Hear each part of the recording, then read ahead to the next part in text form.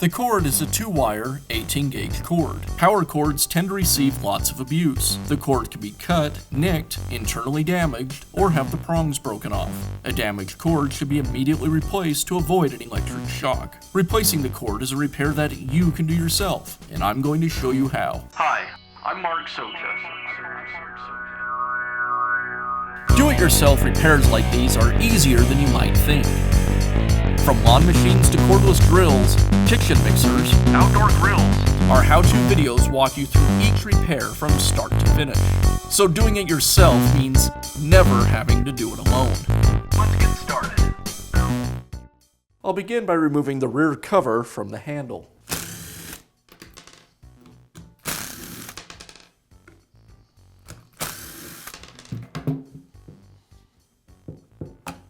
Now I'll remove the strain relief and the cord keeper from the housing. Now I can remove the cord from the switch. I'll use a small screwdriver to open the cord connector and pull the wire out.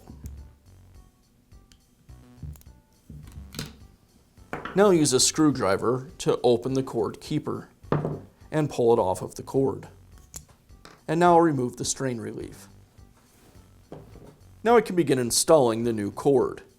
First, I need to cut the wires to length. I'll use the old cord as a guide. I'll line the wires and then cut them down to the proper length.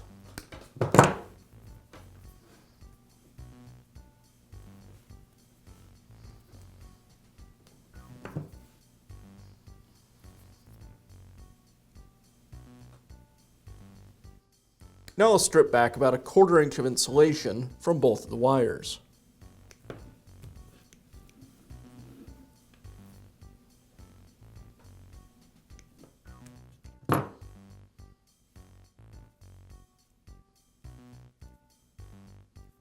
The next step is to tin the wires. That is, to apply solder on the bare ends. That'll make them rigid enough that we can push them into the connectors on the switch. First, I'll apply some flux to each of the wires. This makes the solder flow better.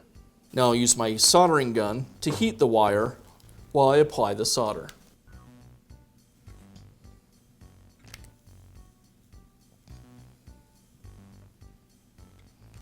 Now I can reinstall the strain relief.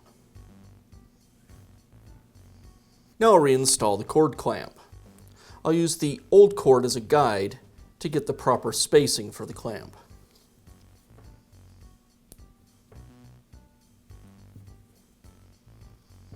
Slide it onto the cord.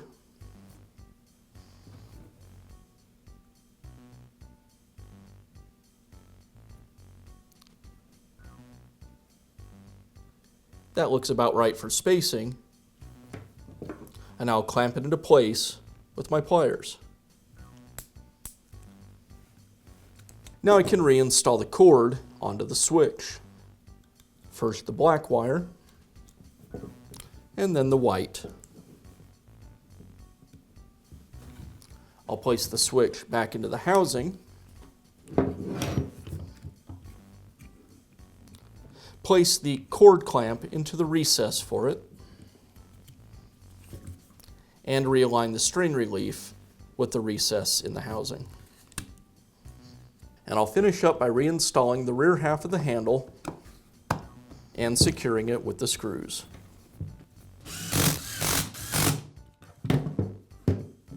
And that's how easy it is to install a new cord on your power tool. Be sure to check back often for new videos and expert advice. If you found this video helpful, give us a thumbs up And leave a comment.